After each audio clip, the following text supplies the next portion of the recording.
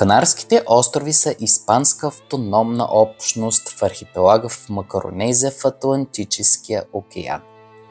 В най-близката си точка до Африканския континент те са на 100 км западно от Мароко и Западна Сахара.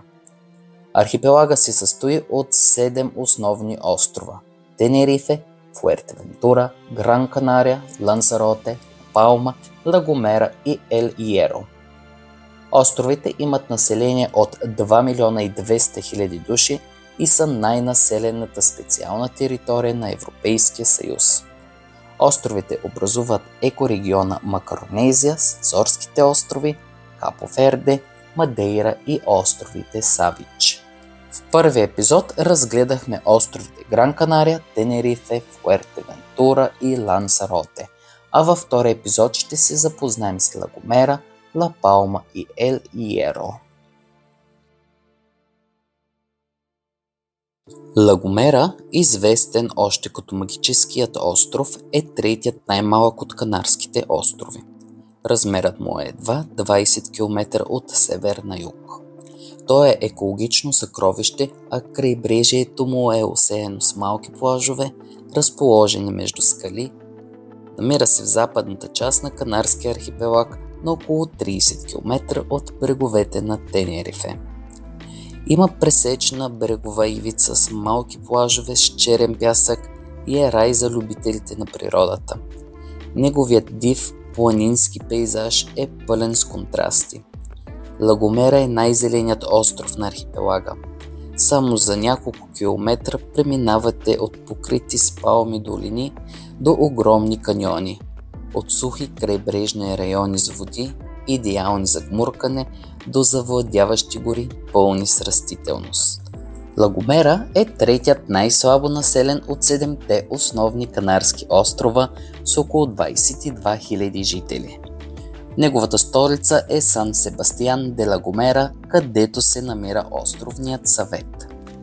Островът е с вулканичен произход и приблизително кръгъл. Формата му е по-скоро като портокал, който е бил разрязан на половина и след това разделен на сегменти, което е оставило дълбоки дерета. Ла-Гомера е планински остров с стръмни наклони. Най-високият връх е Алто де Гарахонай с 1487 метра надморска височина. Острова има непокътната растителност, която може да се види най-добре от националния парк Гарахонай, който е под закрилата на ЮНЕСКО от 1986 година. В парка, който е кръстен на принцеса Хонай и на принц Гара, могат да се видят папрати, бананови плантации, дафинови дръвчета и лаврови гори. Има разнообразие от над 400 вида флора и фауна, голяма част от които са изчезнали в Европа и Африка още преди милиони години, по времето, когато са съществували динозаврите. Централните планини улавят влагата от пасатните облаци и създават умерен облачен горски климат, който контрастира с топлите, напечени от слънцето скали близо до морското равнище. Между тези крайности има разнообразие от микроклимати. Векове наред жителите на Ла-Гомера обработват по-ниските нива на острова, като насочват тичащата се вода за напояване на своите лозя, овощни градини и бананови горички. Острова е дом на едни от най-красивите плажове на архипелага. Сред най-известните са плажът на столицата и плажа Пуерто де Вуетас, който се намира в Вале Гран Рей. Те са покрити с черен пясък или с вулканични камъни, които са изключително чисти и почти безлюдни. Морската вода има стабилна температура целогодишно, която през зимата е около 18 градуса, а през лятото около 23. Всички острови от Канарският архипелаг могат да се посещават целогодишно. La Gomera не прави никакво изключение от това правило. Тук през цялата година времето е прекрасно. През януари температурите са около 22 градуса, а през август и септември между 28 и 30. В южната част на La Gomera и по бреговете му климатът е доста сух, а в северната му част преобладава влажното време. Ла Палма е най-северозападният остров на Канарския архипелаг. Острова има площ от 708 000 квадратни километра, което го прави петия по големина от 7-те основни канарски острова.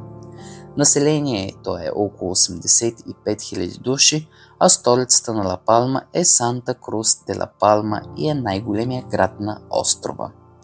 Подобно на всички канарски острови, Ла Палма първоначално се е образувал като подводна планина чрез подводна вулканична дейност. Заедно с Тенерифе, Ла Палма е най-вулканично активният от Канарските острови. Основата му се намира на почти 4000 метра под морското равнище и достига височина от 2426 метра над морското равнище. Преди около половин милиона години вулканът Табориенте се е срутил с гигантско влачеще, образувайки Калдер де Табориенте. От тогава ерозията е разкрила част от старата подводна планина в северната част на калдерата. Откакто испанците водят записи, е имало 8 изригвания, всички от които са се случили на вулканичния хребет Кумбре Виеха. На 19 септември 2021 година вулкана избухва за последно. Изригването е продължило около 85 дни, което го прави най-дългото изригване на острова. Потокът от лава покрил над 1000 хектара, което е наложило евакуацията на около 7000 души. Ла Палма има мек и постоянен тропически горещ полусух климат. Зимите са топли, а летата са много горещи. Има значително влияние на морския средиземноморски климат поради доста влажните зими. За Канарските острови времето е доста облачно, тъй като Ла Палма е много по-изложен на морски въздушни системи, отколкото източните острови. Острова има богат растителен живот, включително няколко единични вида. Въпреки че големи площи са били обезлесени, планинските райони на Ла Палма запазват голяма част от вечно зелената лаврова гора. Борът от Канарските острови се среща на всички западни острови, но е особено изобилен на Ла Палма. Боровите гори също са дом на два наскоро открити и изключително редки едемита.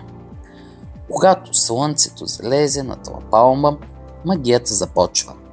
Звездите нахлуват в небето и пропускат всеки, който вдигне поглед към чистото, прозрачно небе, едно от най-добрите в света за наблюдение на Вселената. Доказателство за това е, че учени от цял свят идват на този остров, за да изучават нашата Слънчева система и извън нея, благодарение на мощните телескопи в Астрофизичната обсерватория. Островът е първият резерват Starlight в света и също така е сертифициран като туристическа дестинация Starlight. Ел Иеро е най-западният и най-южният остров от Канарския архипелаг, разположен в Атлантическия океан. С население от почти 12 000 жители и площ от 268 квадратни километра, Той е най-слабо населеният и обширен сред основните острови на архипелага. Столицата му е Валверде и принадлежи към провинция Санта Круис де Тенерифе. Ел Хиеро, подобно на останалите Канарски острови, е остров с вулканичен произход. Геоложката му възраст се оценява на 1 милион години, което го прави най-младият Канарски остров. Островът е с най-висока гъстота на вулкани на целия архипелаг, с повече от 500 открити кратери, а другите 300 покрити от по-нови потоци лава. За разлика от останалите острови, на север от Ел Хиеро има малко клисури. В централната част на острова е върхът, където се намират върховете на най-високите вулкани. Могат да се разграничат 3 различни географски района – платото, долината Ел Голфо и наклонената зона на Ел Хулуан. Острова е много планински, както се има в предвид неговата площ. Най-високият връх е Малпасо, който е с надморска височина от 1500 метра.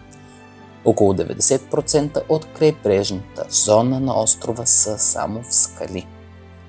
Долината Ел Голфо е създадена по време на средния период на изригванията. Противно на древното вярване, това не е древен гигантски кратер, другата половина от която е потопен, а по-скоро процес на ерозия и свлачища. Различни изследвания, които са проведени на морското дъно, показват, че долината е създадена от свлачище, което е генерирало голямо цунами. Ел Хиеро има различни растителни зони, от пустинни полета с лава до лаврови гори, минаващи през борови, пасища и бананови плантации. Въпреки че острова се намира в зоната на влияние на пасатите, растителността не е толкова буйна, колкото на съседните острови Ла Палма и Ла Гомера. Причината за това е младостта на острова, който все още е покрит по-голяма степен с млади полета от лава. Земеделието на Канарските острови се състои основно в отглеждането на банани и алоe вера, но на остров Ел Хиеро се отглеждат и няколко вида ананас. През 2020 година получената продукция е около 1,3 милиона килограма.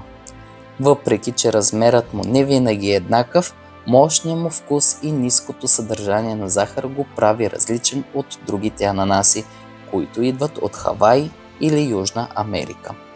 Тези ананаси може да се намерят във всеки един магазин на архипелага. Това бяха и останалите 3 острова от Канарския архипелаг. Всеки човек, който обича да пътува и да преоткрива нови кътчета от света, задължително трябва да посети и 7-те острова, защото всичките си имат своята собствена красота и тайни.